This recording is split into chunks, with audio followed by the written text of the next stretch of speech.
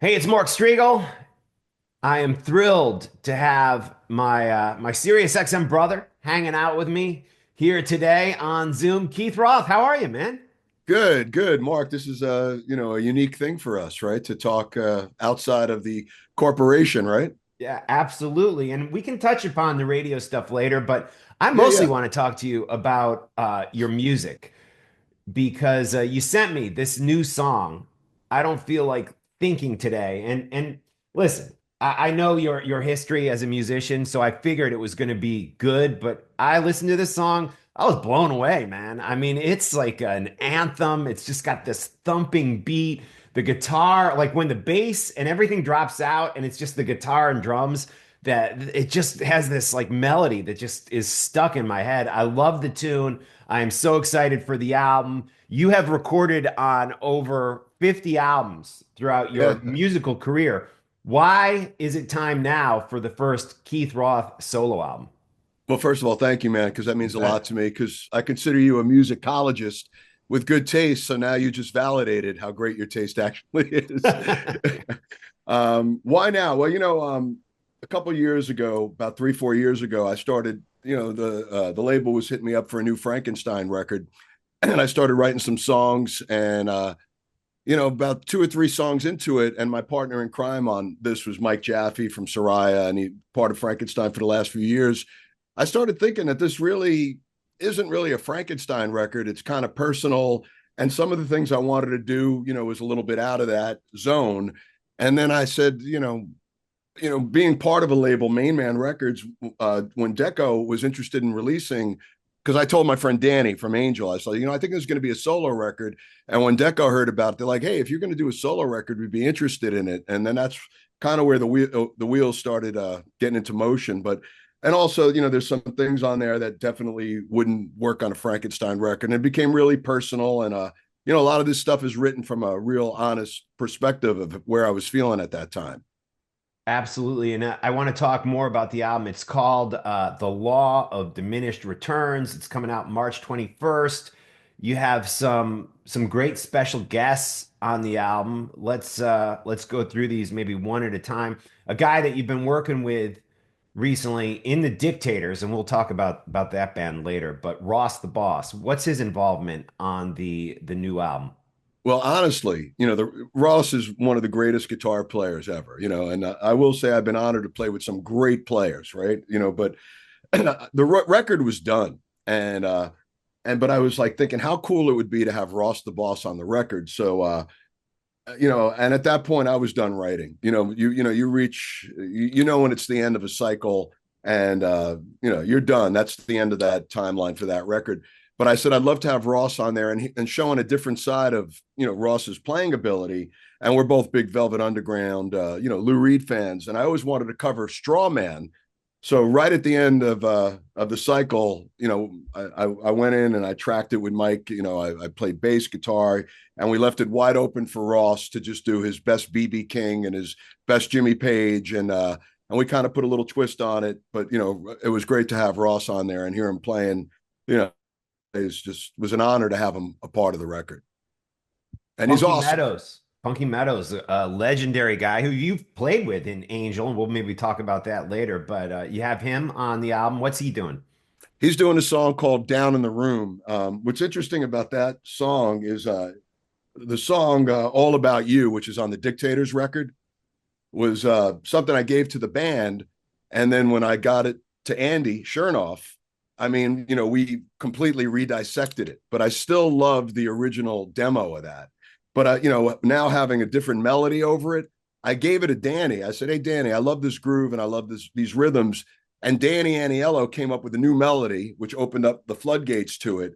And then, of course, the connection with Danny and Punky, and both those guys being like brothers to me. As you said, I played with Punky on his Fallen Angel tour, and I actually had the honors of writing a couple tunes with them. And so, when I think of that, when I need a really rip roaring shredding solo, I asked Punky, and Danny came in, and he does those great Beatle harmonies on the song, and he added these really great melodic acoustic parts. So, it was great having another brother part of the album. So yeah, the song's called "Down in the Room." Cool. And we're talking Killing with two birds with one stone. That song turned into a Dictator song and something on the record too. cool. And we're talking with Keith Roth. The new album, The Law of Diminished Returns, out March 21st. Who else? There's another pretty significant guy on the album. Which one? Albert. Well, maybe there's more than one. The list I had. Albert, who has quite a history with you and BOC. Yeah, Albert Bouchard. I mean, what's interesting is "Don't Feel Like Thinking Today" is actually two drummers. It's Albert Bouchard and Bob Pantella, as many know Bob from Monster Magnet and Atomic Bitchwax. And I gave Albert, and Albert he always thinks outside of the box, even with Blue Oyster Cult and some of the, so all the great stuff he's done, Imaginos. So when he laid down the track for Thinking Today, um, in the verse, it just wasn't driving enough because I understand Albert's insane way of thinking. So when Bob, and at that point was engineering the track, he just kind of played the verses more like driving, and all that great percussion-y cool stuff in the middle is all Albert. So it's really both of them. And then Albert's on another song too called Cosmic Scene, which just a laid back groove. And that's weird enough for Albert. So that made perfect sense for him. But yeah, Albert, incredible musician, incredible songwriter. So to have, him involved in this was great. It was an honor. Now, I haven't heard the song Superfly. Is that a cover, or is that the Curtis Mayfield tune you're covering? Yes, yeah, and I'm really, really proud of that tune. And Bob Pantella, circling back to him, Monster Magnet really is the MVP on that song because all the great percussion and drums that he laid down. I always wanted to cover it, and we used to cover it with City Asylum, and we rocked it out, and it still got that soul, undeniable Curtis Mayfield kind of groove, but we also turned it into like a hard rock song, and I really started digging doing that playing live, and I was like, you know what? This is part of the thinking for the Laws of Diminished Return, paying homage to one of my heroes. And so I actually used the City Asylum band on that. Like Scott Burton's playing bass and Bob's playing drums and percussion. And it's basically me and Mike and the girls, Kingston and Graystar, singing those backgrounds. And actually, that's going to be the next single that comes out on February 28th. But yeah, so there's two covers on the record, Superfly and the one to get Ross on there, Straw Man. Nice, nice. And will you do solo gigs just as Keith Roth to support the release? Is Yeah, that yeah, we got a couple coming up, believe it or not, with Foghat. wow? Okay, cool. Cool. Yeah, I we're just doing saw some Foghat a couple weeks ago, actually, in Carteret, New Jersey, with great, right? Cactus. Yeah, With Cactus, Jimmy Coons. yeah.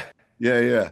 Yeah, we got a couple shows lined up with Foghat over the spring and summer. And, it's interesting putting the perspective of, I mean, it could literally be Frankenstein 3000 being the background band. And there's so many interchangeable things. So I'm not sure. I think the band, for solo gigs might be a revolving door. I'd love to get Bob Pantella play drums on some shows, Tiny from Rhino Bucket, Rob Liano. So we'll see.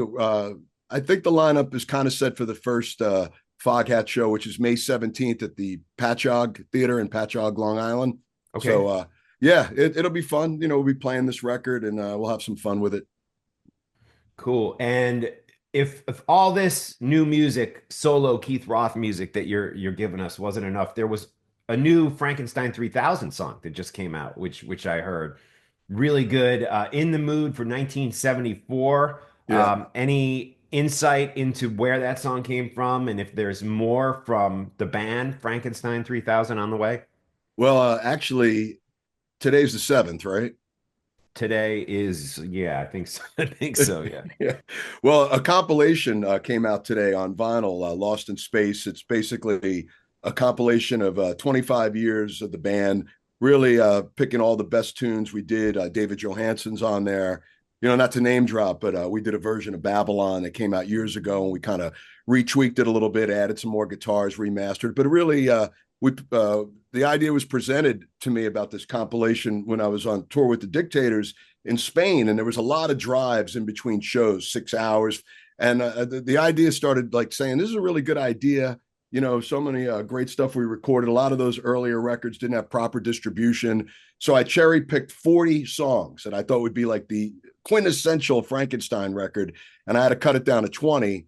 And Wow. that's what Lost in Space Volume 1 is all about. But hopefully there's a call for a Volume 2, because there's definitely enough in there. But it really kind of captured, and sadly with the passing of Tommy Tafaro, I mean, and I was able to give Tommy this record, before he had passed away. And Tommy was such a big part of my life, especially musically, going back to the early days in the 90s, making records with Tommy, and him being in Frankenstein for 10 years, and also the two of us playing with the Johansson group, which was amazing. Such an incredible guitar player. And it breaks my heart to think that he's not here, but having a lot of that great guitar playing and all the great stuff he contributed to be part of this Lost in Space comp was cool. And In the Mood was really a celebration of my fandom for the band Rush, especially their first album, which is different than all their other records. It's like a hard rock record, with John Rutsey. They were more like the Who and Zeppelin. And Right.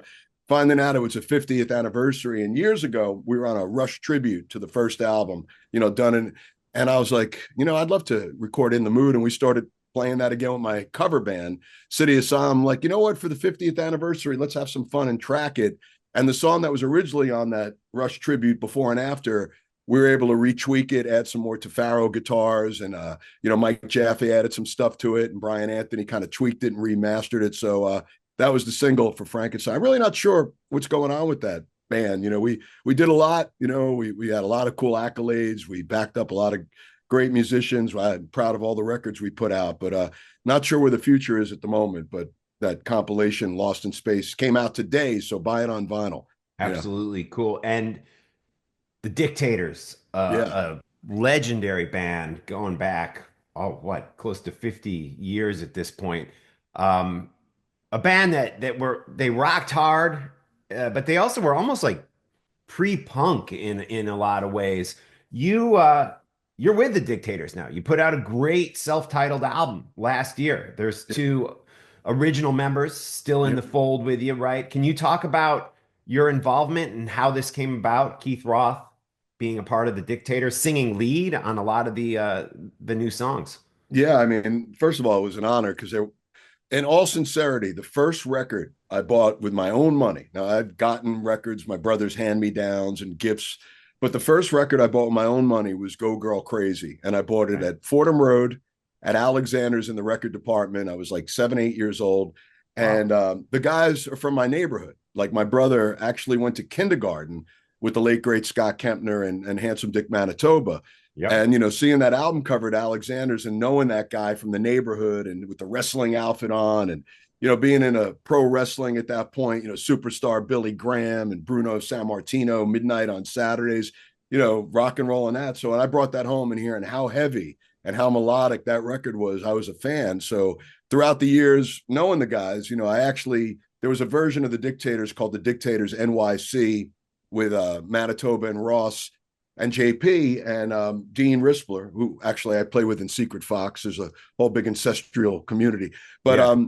Dean couldn't make a gig, and they got an offer to do the Go Girl Crazy record. I guess this was like 2017. And Manitoba had called me and asked me if I could play bass and do it. He's like, if one guy could do it, because he knew how much I loved that record, and I did. And also Frankenstein 3000 did a lot of gigs with that version of the Dictators. So when Andy and Scott and Ross got the band back together and brought Albert Bouchard in, Andy didn't really want to be the singer guy, because it was the three guys that founded the band, Scott, Andy, and Ross. So Ross Albert had actually recommended me as a singer, and because I had played with Albert, and Ross was like, "Yeah, that might be That's actually a great idea." And Andy's like, "The radio guy," like Yeah. he goes, "Oh yeah, I thought that's right. He does play." So I went down. They were rehearsing at Smash in New York City, and I came down just to have fun. I didn't expect to get the gig. I just like, what? I could spend an afternoon playing Go Girl Crazy and some of these songs that I love. And after the rehearsal, they're like, "You want to join the band?" And I'm like, "Oh, all right, yeah, sure. What are Wow. we doing?" Well, And what year was this, Keith? What that this happened?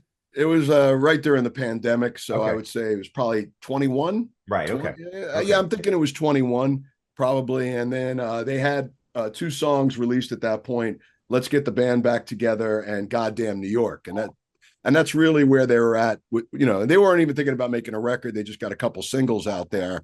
And then, as we started rehearsing and thinking about playing gigs, we started writing. And, the one thing about the Dictators, all four of us write, and we all, we're all writers. And, and Andy's always been the main writer, but it's also now we're contributing songs. So, and Andy would put his twist on it. So we started, recording.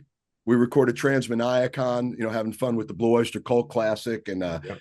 And then we're like, okay, you know what? Let's make a record. And we got, a couple of offers, and we went with Deco. And then we did a tour. We did a Canadian tour, and we did some shows with Blue Oyster Cult. And then we toured with the Damned. And then, and then we did another tour with the Damned. And in between tours, we were, recording an album. And the album came out. We knew it was good. We knew it was good. We knew a lot of people were going to be like, how could the Dictators make a record, in 2024? And but we're like, wait till you hear it. And it did really well. I was really happy.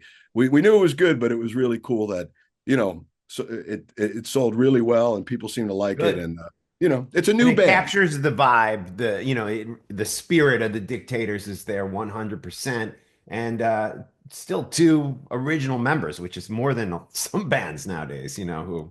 Sadly, it started off as three, original members with Scott, because Scott is on those two tracks. And sadly, they realized that his memory was starting to go, and that he had dementia. And sadly, he couldn't be a part of it. I think that probably would have been having Scott in the band. And I don't know if I'd be singing or just playing third guitar, whatever it was. But that was a real bummer, because Scott was a great guy. But the cool thing about the band is we got the history of the past, with all those great songs. But it's a bit more serious, I think, than when it was, back then. It's still got the comedy routine. I mean, if you ever traveled with us, it's nothing but laughs. I mean, the ball busting, and we're very different, but we all get along very well. I mean, we all have a lot of different views on things, but extremely different views on things, but we all get along, and we make things work. And we do have a lot of laughs. It's fun. Awesome, awesome. And as far as your gear goes, what are your go-to guitars? You're using amps. You don't use the dial-in No way. Kempers or anything like that. Can you talk a little bit about, as a guitarist, what you're using? Yeah, I mean, well, my two go-to guitars is my Les Paul Jr. that I don't know if you could see it over there, Yep. and my Melody Maker. And neither of those work in the Dictators, because they are very anal about sounds and feedback. So I wound up buying a Gibson SG that I absolutely fell in love with, and it sounds great with the Dictators, and a Coronet. My friend Mike Jaffe had a Coronet, and I was playing it. I'm like, this sounds great. And the pickups are quiet, and yet it could be ballsy. So those are really my two Dictator guitars. And I got an orange combo that I used on the last tour with the Damned, which I really like. And I'm not really too picky with amps, I mean, Yeah. so as long as it's got the balls to keep up with Ross, and that's it. So basically with the Dictators, I use an orange combo with an Archer pedal, and the SG, and Okay. the Coronet. Right on. Right on. And is that your only pedal, or you have other, you use I have wahs, a whole load of rack? pedals. Yeah, Yeah. I cool. mean, we rehearse sometimes at my house, and Ross is like, "Why do you need all those pedals, man?" Because he Right. doesn't use anything. I mean, Oh, wow. he's the perfect example of a great guitar player. Could plug into anything and it'll sound like him. Like Eddie Van Halen could plug into the cheapest amp and it'll still sound like Eddie Van Halen. Ross the same way. He'll plug into garbage and it'll sound like Ross the Boss. So he doesn't use any pedals. I am different. I need to I need to mask some stuff up. But yeah, Right on. And but I when do did you have. start playing guitar? Like how young were you? Well, I was really, a bass. I mean, guitar, I played, I learned some rhythm stuff, and then I became a bass player. And then I feel like I got pretty good at playing bass, and I was doing that for a long time. And then I started writing and using the guitar, just with the bar chords. And then I say I finally got good at playing guitar probably about 10 years ago, Right. 12 years Okay. ago. You know what I mean? Like never really took it as, at Frankenstein, I wrote a lot of most of the songs, but I didn't want to be that guy that was, I can't do like what Sting and Geddy Lee does. And I kind Yeah. of always like, hitting the rhythm guitar. So, I was doing that for years. And then it's like, well, I really got to take this a bunch of steps forward. And it's funny because, I got my own kind of style going on with guitar playing. So I've been playing guitar probably since I was 13, but I probably got where well, I could say I'm actually decent and good at it probably about 10, 12 years ago. And Wow. bass, I love playing bass. I've been doing that professionally for a long time, but you know, it's just basically adding this finger and sometimes this finger, Right on. And switching what's your from go-to bass? Like what do you like playing as P far as bass? basses, Yeah. Fender Precision bass. And I Fender. have a Thunderbird that I've been using a real lot, but I don't know. It's funny because my favorite bass was a Blue Precision bass that I've had. And, I've gotten other ones. I've got like an Ernie Ball Stingray, which I got when I was in BB Buell's band, which was Oh, amazing, right. but it doesn't really fit into, I mean, I use it, I love it, but and then I used the Thunderbird for a couple of years, but now I seem to always go back to that first P bass, that Blue Precision bass that I've had since I was a kid. And to me, that's like the best sounding bass that I own. Now, were you Some you playing could with rent it. BB Buell when she did what was that the Devil You Know? Was that the Yeah, was yeah. yeah, yeah. Right around. Well, I think. Wow. When I joined the band, I think no, Frank Ferrer was playing with. Right. Frank. Yeah, sure. Current And Guns N' Roses drummer. Yep. yeah, yeah, he was in the band. With trying to think. I joined them. I think maybe is that the one that was on Dio's label, Niji Entertainment. Yes. Yeah, yeah, yeah. Okay, Yeah, as I far as didn't I play. remember, yes. Yeah, I Yeah. didn't play on the record. I did play on some singles after that, but I think for all the shows she did to support that record, I was part of the band. Sarah was the original drummer. She Okay. replaced Frank because Frank got busy with Guns N' Roses, and then she joined Steven Tyler's band, outside of Aerosmith, and then Right. we brought in Bob Pantella from Monster Magnet. So Okay. I had a lot of fun playing with BB and Jim and that whole crew. That was a big family affair, but that was probably going back like 14 years at this point, Yeah, like sounds about 2010, right. 2011, in that ballpark. So, I mean, you are doing so much musically as we've been talking about, and on top of all that, you have a career in radio where you've been on Sirius XM, Hair Nation, Channel 39, Ozzy's Boneyard, Channel 38, two stations that I feel fortunate to be on. And And I'm not saying this to blow smoke up your ass, and because we're talking, but you do a great job, Mark. well, thank Sincerely, you, Keith. I think you do Thank an you. awesome job, and it's great to have you part of both those channels. Being your partner on those Ozzy's Boneyard and Hair Nation. Yeah, they got me on Turbo too at this point, which is fun. So getting around and I love being there and thank you for saying that. It means a lot. And how did you get into radio? It's funny. You just never know who you're going to meet, right? And it's that old saying, always be nice to everybody you meet. But back in the 90s, I was in a band and we had a record out, and this girl came out and did, some editorial on us, this girl, Amy Christie. And Okay. you probably know her. She ran a magazine in Jersey, Hard Rocks or Rocks magazine. And she Oh, I came out remember to, the magazine. Yeah, yeah. yeah, like late 80s or whatever. And so she came out and do some stories on the band. And she wound up working with Charlie Watts and Ronnie Wood doing publicity for them, and really cool person. And so she moved down to Jersey from living in the Lower East Side, and she moved into Long Branch, and I was living in Long Branch at that point. And the Rat radio station had just started. It was up and running for like 6 months to a year. And she called me. And at that point, the band that I was talking about from the 90s was defunct. Everything was going south. I was working actually with Sean Mars and Scotty Hill in a band called Chrome Daddy, but, trying to get that rolling. And she said, Yeah. I want to, I met the general manager for the Rat. His name is Dan Finn. And I presented an idea for a radio show, and he wants to have a meeting. And I was thinking you'd be a great co-host. Now, sadly, you probably couldn't do that shit anymore in these days, but back then the door was still open. Now, when I first started doing radio, they actually still use carts. There's, going, Yeah, I remember carts. yeah, going back to the 90s. So I said, well, to be honest, my first reaction was like, I don't know if I could be like, hey, and now big Memorial Day weekend with corn. And, I was like, wasn't into doing that. She's like, no, no, no. We could, play, the Ramones and Bowie and T-Rex, and between who and I know, we can get a lot of people down there. And I was like, oh, this sounds cool. So she's like, come up with a playlist. And she came up with a playlist. And, my daughter was just born at that point. And I walked into this big meeting with the table and all these corporate guys sitting there. And they all turned out to be great. But I put my kid right in the middle of the table because I wasn't expecting to get anything. I Yeah. really didn't care. You and had it fun. your baby daughter with you at the time. Yeah, I carried her in there. I just jumped out of bed, you know what I mean? Literally, I Yeah. put her on top of the table. I'm like, here's my playlist. I was nice to everybody, of course. And after the meeting, they're like, you know what? Let's do this. And I'm like, really? Oh, how much am I getting paid? Like thousands and thousands of dollars. Like what am I? It was like 10 grand a week.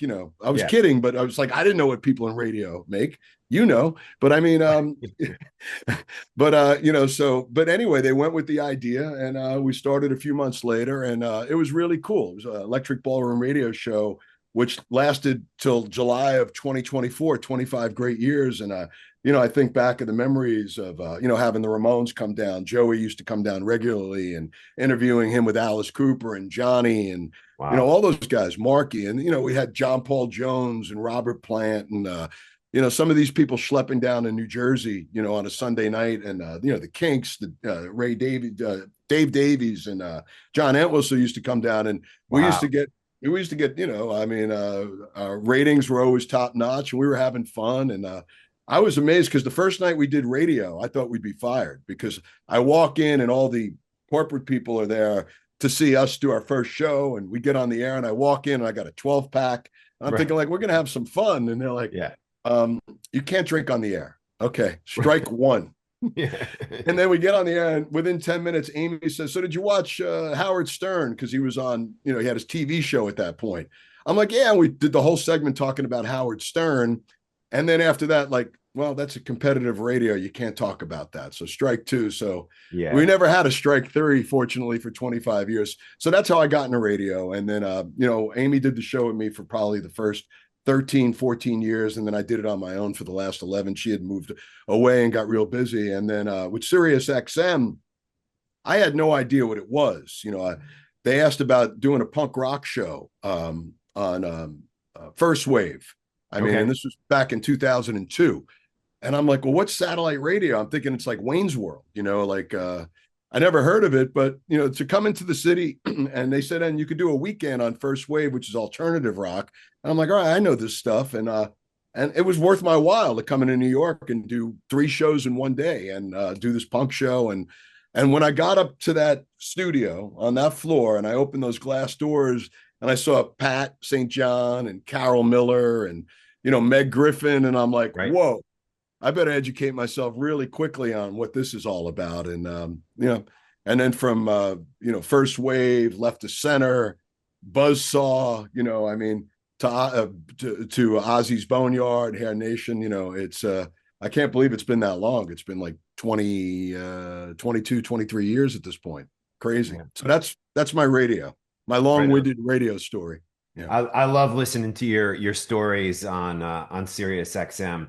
And being an obsessive Ozzy fan, I do have to ask you about one that I heard you say not too long ago, where you were with Richie Blackmore, and you tell me the right version of this, but something about you were talking to him about the great vocalists he's worked with, Coverdale, Gillan, and he said that the one he always wanted to work with was Ozzy or something. Am I getting this right? Can you It's tell that story? close. It's close. I mean, well, Richie is a really cool guy. I mean, I've heard the stories. You've heard the stories. I never had that. When we were doing Electric Ballroom, Blackmore's Night, him and Candace would be on there. He's a real prankster. He's a real funny guy.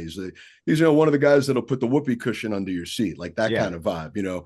But we got to be kind of tight with them. We went to their Christmas party one year. But so I'm comfortable talking to Richie, and I was asking him because there was rumors going on at that point about Dio maybe doing a reunion or something like that. And we Okay. started talking about like I think I asked him who was his favorite singer in Rainbow, and he actually did say it was Joe Lynn Turner.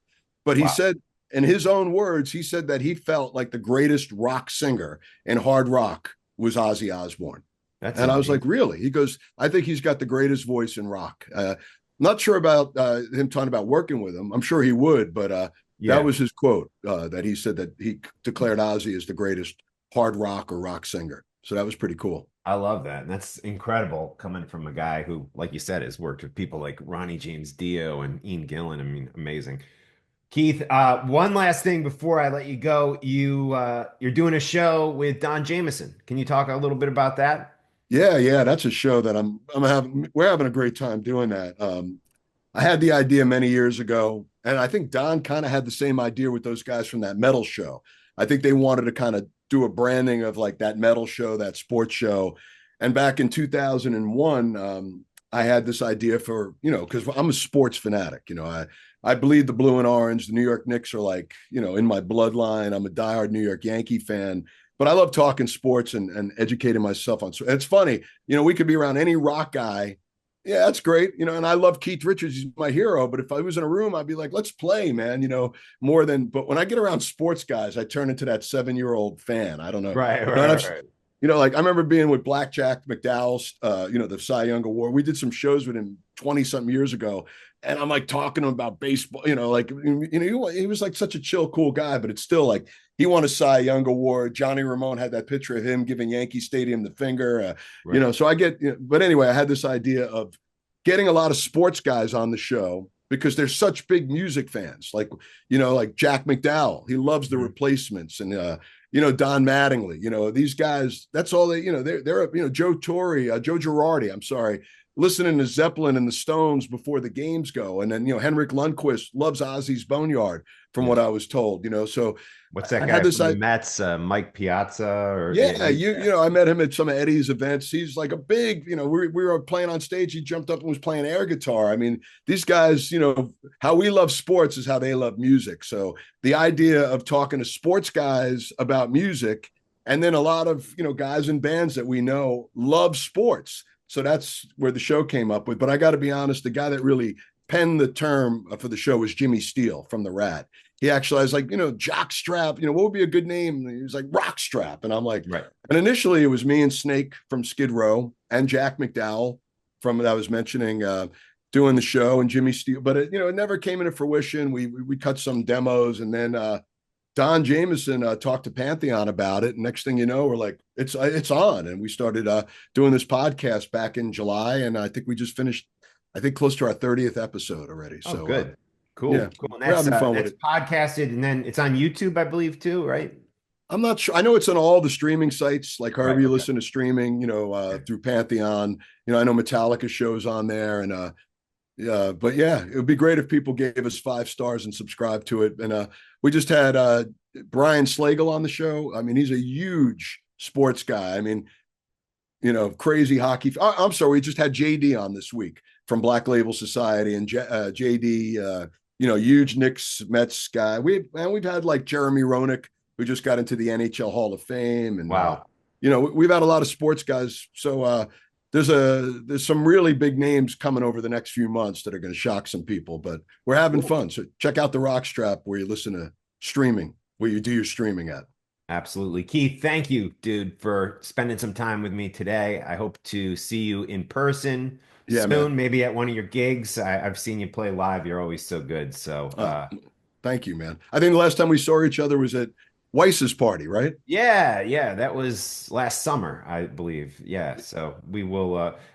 Did we see each other in the city? No, I guess that was the last time we saw each other in person. So, Oh, we yeah, did see each other up in New York City at Syria. It was probably right around the same time, maybe. Yeah, it seems like it. It seems like it right around the same time. But Oh, I mean, if we're gonna be the Dictators. We're playing the Debonair on March 1st. So if you're around, oh, okay, come on out if you're available. March 1st. Okay, Yeah, yeah. we got three shows coming. We're playing, and we're doing all these shows with Steve Conti. You know Steve Conti, right? Yes, I mean not personally, but I absolutely know who he is. Yeah, definitely. Yeah. So February 28th in Woodstock at the Colony, March 1st at the Debonair Music Hall, and March 2nd we're playing in my father's place in Long Cool. Island. So but any show you want to come out, man, just let me know. I got Absolutely. you. I That'd be will. great. Thank you, Keith. All right, No, man. my pleasure, man. And Have a keep great on keeping on, weekend. Mark. You're doing a great job, man. Oh, I appreciate that. Thanks so much.